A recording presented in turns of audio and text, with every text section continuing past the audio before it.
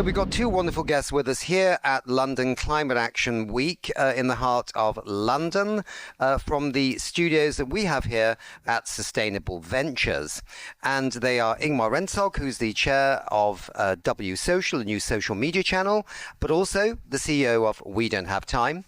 And we have Anna Zeiter, who is the CEO of the new social media channel, W Social. And I understand you're both here because actually later this afternoon, you're going to be doing a launch of W Social here in London with the new public beta version. Yes. Great. And you've done it in Brussels and you've also done it in Sweden, in a place, I think, up north in Sweden. How has it been going, this kind of roadshow for this new social media channel in Europe? Yes, the roadshow is very exciting. So we launched the beta version last week, Wednesday in Brussels. Mm-hmm. Then on Thursday, I was in Paris at Vivatech. Then I was Sunday, Monday in Cannes for the Lions Creative Festival. And I think, Ingmar, you were at Almedalen in Sweden. And now we're here in London. So we do a bit of a roadshow to explain what W Social is to the crowd. And we thought it's a good idea to go to events and explain W and to launch in different cities. So let me just say that, I mean, I know that that it's getting a lot of attention, but just briefly before we talk about that, so some people who've been watching the show have never heard of W Social. Can you believe that? So why do we need another social media channel? I mean, there are different reasons. The main reason is that on W Social, you can communicate with verified humans. And I think this is one of the reasons why we built W Social, because we know that some of the legacy platforms, they have actually a severe bot issue. Because on some of the legacy platforms, I heard there are more than 50% AI bots. And that's, of course, that drives public opinion building from bot farms from foreign countries. And this is what we want to avoid. We are made in Europe, but for the world, which means we're also focusing on Europe right now, on European media who want to bring on board relevant European content for users, not only in Europe, but users across the world. And but then also we want to bring people out of their filter bubbles, because I feel that sometimes people are tired of their filter bubble. They want to know what's going on in society. And we built the so-called trend machine where people can see what are people actually talking about, not just on W, but in the internet. So, and this is actually a great feature that we launched already on desktop. It's coming soon on mobile, where people can see what is London talking about, what is UK talking about. And actually everyone is talking right now about soccer and the heat wave. But it's actually very interesting to see the raw data, to see not the perceived subjective filter bubble, but actually what is everyone talking about. Very interesting. And you became the CEO of W Social in Davos, or around the Davos time, when, quotes, this W Social thing was soft launched, which I still have a problem knowing what a soft launch is. And then I think we were together. I was helping out a little bit at the Munich Security Conference. It was well received there. Then Brussels last week. What was kind of the most exciting thing, in a sense, about this launch in Brussels? Because we had been hoping to have loads and loads of people from the Commission, but then we found out they were all down in Strasbourg. And then another one was somewhere else. An important one was in the G7, right? Yes. But I mean, so far it's overwhelming. So first, the leaders, the politicians, the institutions, also the influencers that want to join W, it's overwhelming. Also the media outlets. So probably, as you heard, even before the beta launch, all the European institutions, or the major European institutions, joined W. The president of the European Commission, Ursula von der Leyen, joined. The president of the European Central Bank, Christine Lagarde, joined. Many others are joining as we speak. So we are onboarding right now European commissioners, other leaders, media outlets. So it's really overwhelming, positive. But also the messages that I received, like on LinkedIn, on WhatsApp, on other channels, like people say, oh my God, this is so great. How can I join? Can you give me VIP access? I want to join right now. I cannot wait any longer. So this is actually pretty cool to see this kind of feedback, because whenever, I mean, you expose yourself, of course there are haters, but this time we received so many supporting messages and so many people on the wait list, and the wait list doubled within a couple of days.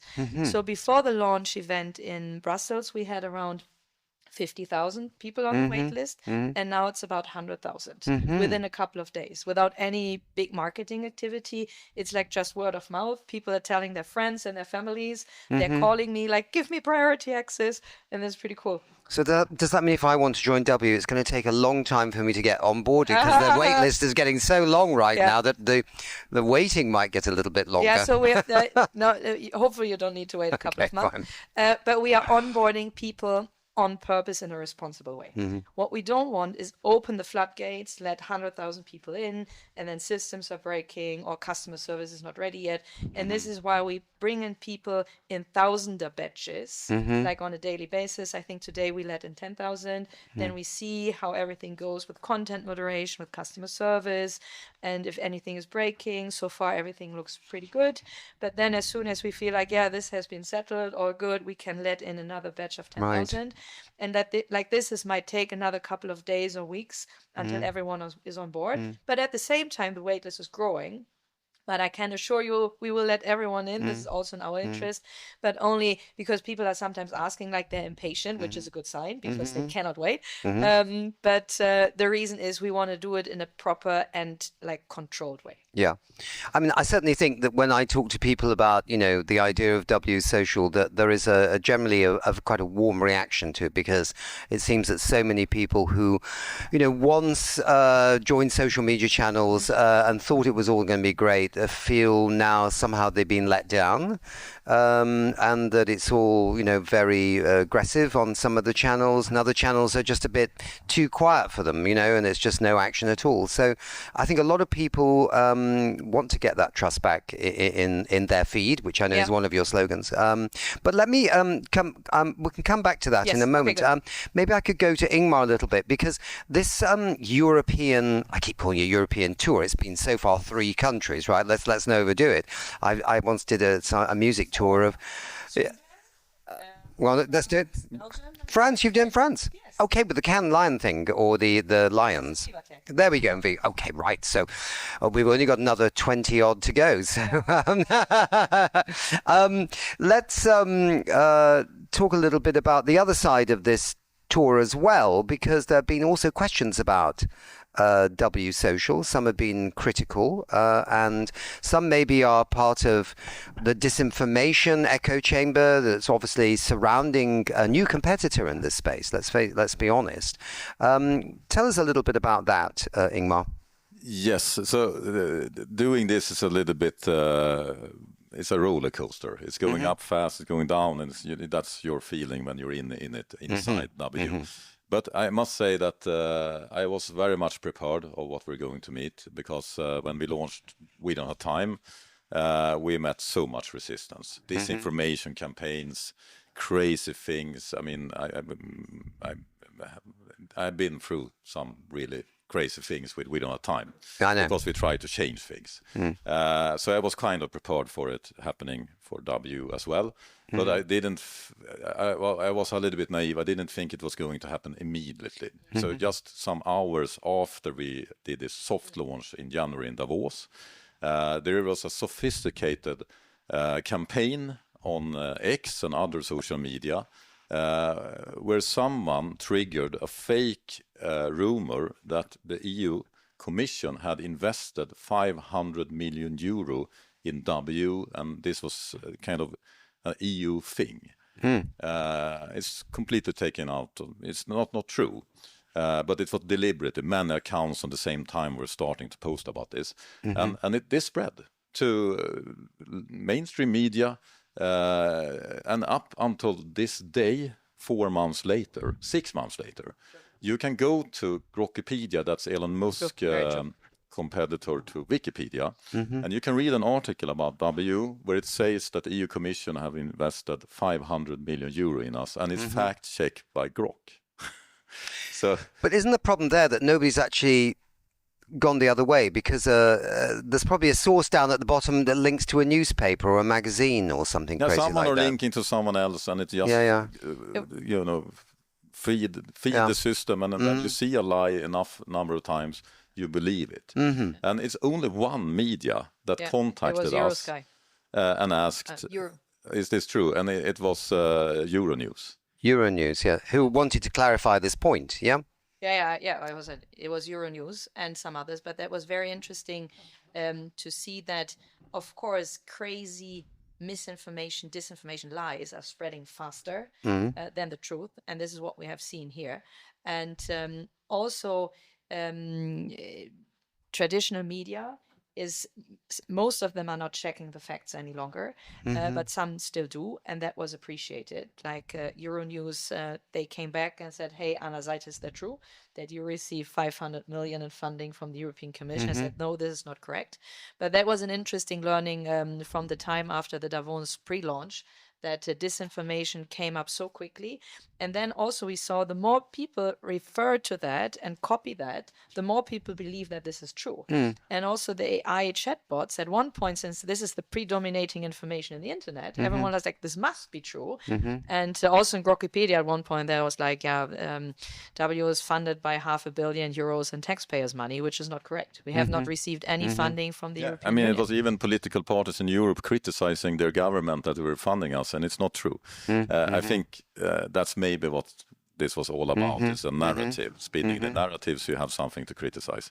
But that was just an example.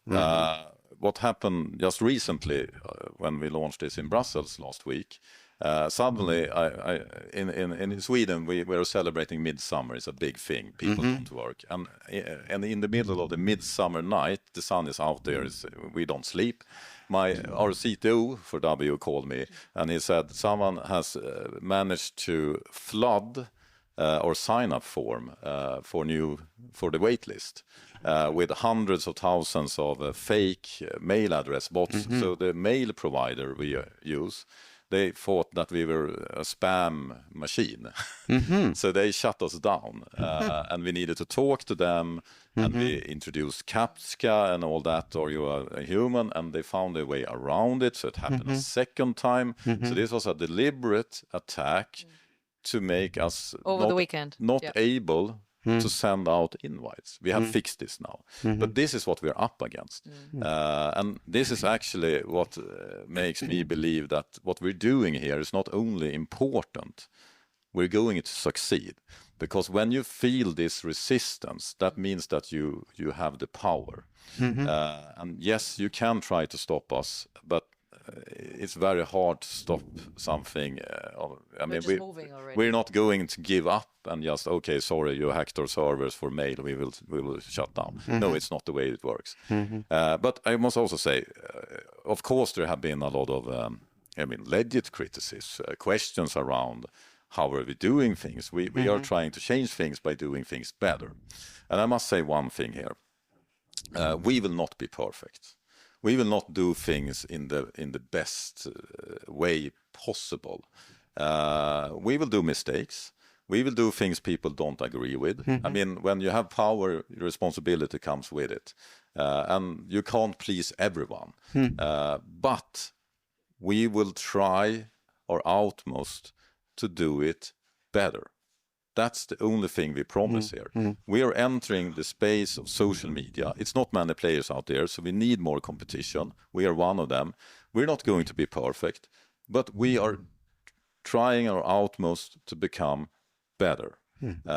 So we are not best in class yet. So we have a lot of questions around the choices we have made. There was a lot of people trying to test our security the first day.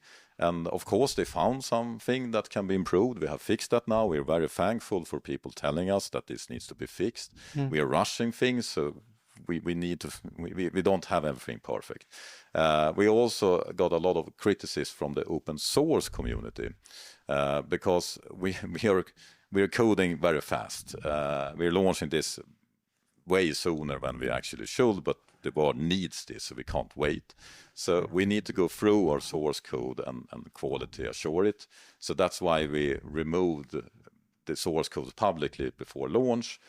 we're going to put back not all source code because we are a for-profit company, but we will of course make some and most of the components that we are working together with others open source. But we don't want to do it now where we're not really proud of the code. We need to quality assure it.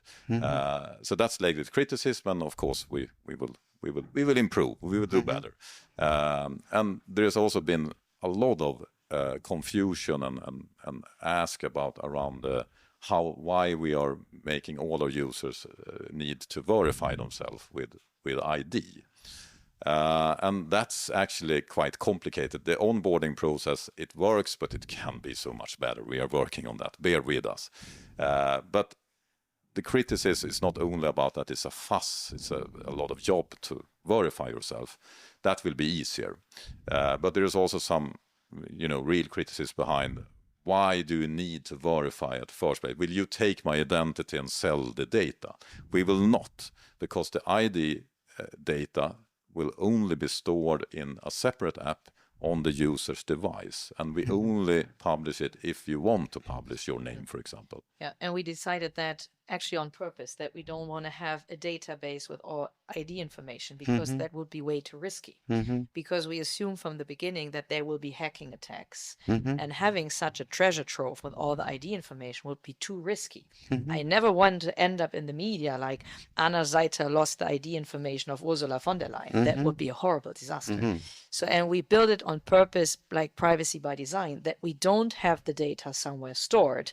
So only the users have their ID, government ID information on their device, and then they can verify themselves as a human, or verify themselves also with their clear name, or they can decide they can join W without any verification. They can just read and like. So this is like privacy by design, because there's also this criticism out there like, W wants to build government ID database, and this is the deep state. No, hell no, I don't want to have this data.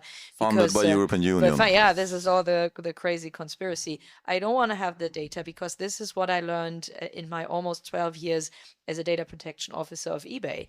Like, the less data you have, the less likely is the risk that you have actually data breach.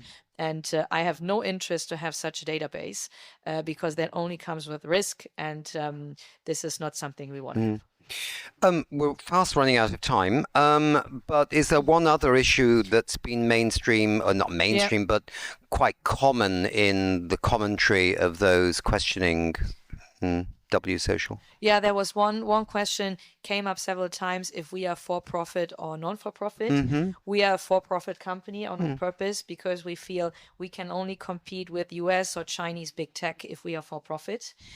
We want to innovate. We think that very big, and we do that together with investors. For us, it's important that these investors are from Europe. This is in our shareholder agreement, that only Europeans can invest and can have voting rights in the company. And for us, it's important that these investors are mission aligned, that they share the same vision and mission, that we need to protect European democracy. But we think we can only do that as a for-profit company. But maybe Ingmar, you want to add on that? No, I mean, we need so much resources to build this, and funding is that's a big challenge when you build something. And we want to build something that are not only dependent on investor money in the the money you get when you start something. We need to build this so that it can fund itself. And there's a big business opportunity here. The European continent, all the users on social media from European citizen, that's 46 billion euro in marketing that we are giving away to United States tech companies, advertising revenue, companies. We are talking about the balance between Europe and US when it comes to trade and China, etc. We are giving away this, and why should an American tech company make a profit when you read a English newspaper and you're sitting in London? And this is one of the reasons why the media is struggling in many parts of the world, because there is no longer any advertising revenue, because it's all going to tech bros in America or TikTok in and China. We want to reverse that. So imagine we can bring these almost 50 billion euros per year back to Europe on advertising revenue, which we spend right now to China and to the US. If we can bring that back to Europe, share revenue with traditional media houses, give it back to quality journalism, bring it back to the entire-European ecosystem, to European creators, European influencers. Can you imagine that? That would be such a benefit for the entire ecosystem, European economy. And so the idea is not only bring the money back to us, but bring it back to the entire ecosystem and to Europeans in general. Good. So we could talk a lot more about this, but you also have an event later today here at Sustainable Ventures in County Hall. County Hall used to be the Greater London Authority, the sort of, and of course the House of Commons just on the other side, the legislator for the United Kingdom, a stone's throw away. Maybe I shouldn't say a stone's throw away, a small pigeon flight away. So we're looking forward to hearing from you, and I think we will be televising some of this, so we can learn more. I'm sure there'll be more questions. I think it's not beyond the imagination of anybody watching this that you would be under attack in some shape or form from the existing ecosystem out there, and also people with many also legitimate questions that they want to understand. And I think that's fair enough too, because it's a hot topic. It's a hot topic. Well, what was surprising was that people already, addressed me publicly as a criminal psychopath or corrupt criminal. So I thought this is a bit too much. But of course, I know, and we knew from the beginning, this is big. We expose ourselves, so we will get not only love back, overwhelming love, but also criticism. And I think what we are doing right now, we explain more what we're doing, where we stand. We try to be as transparent as we can and to bring people all along. This is a bit of a group project. We also like to get feedback, because only when you get honest, direct feedback, you can improve. So this is why I think most of the criticism has been also helpful for us to be like, okay, maybe we need to address that a bit better. Maybe we can improve here. Overall, we are very happy about the feedback. And what I try to do is to talk to almost all of the criticists in person, and to explain them what we're doing, and to try to find a common ground and to learn. And because at the end, I feel that most of us have the same goal. We want to offer an alternative, and I think it's better if we do that all together. And one last thing to say about that. We have been so used around the closed social media platforms that once you have an account there, you can't move out from there. You're stuck with them. If you have a new social media, you need to start from scratch. That's not our approach. We are building W on an open AT protocol that is a network that already today have 40 million users. And if you use another app, Blue Sky and other apps are active on this network, you can move your account and your data to another platform, meaning that you actually move your followers, you move all your posts with you. So the data we have at W, we have storing the data in Europe, but we are not locking it in. Everyone are welcome to move their data to us, and if they're not happy with what we do, they can move it out. So the data belongs to the user, and that's the biggest shift in social media, and I think that will drive so much innovation, because today social media don't care about the users, they only care about the advertisers, because the users are locked in. But they do care about the users, because they make the money out of the users. Don't listen. They don't care about you know what I mean, though. They don't design the app for the users, they design the app for the advertisers. This is not going to be possible in the open network. And open networks always win against the closed networks. So, but it takes some time. So that is what. Anna, you have the final. This is the last word right now. No, exactly as Ingmar said. Open source is and interoperability is the future, because that brings innovation, because users can come and go. They not only come, but they can also leave if they feel someone else has something better to offer. And I think that's good for the entire community and for the entire ecosystem. So we'll see where this goes. So if your local bakery no longer is selling good rye roggen bread, you can go to another one around the corner, and you're not going to get in trouble with anybody. And if you complain, you can build something else. We need to focus on not complaining. We need to focus on building things. Anyone can do something better. If you have an opinion, build it. Good. Thank you, Nick. Thank you. Thank you.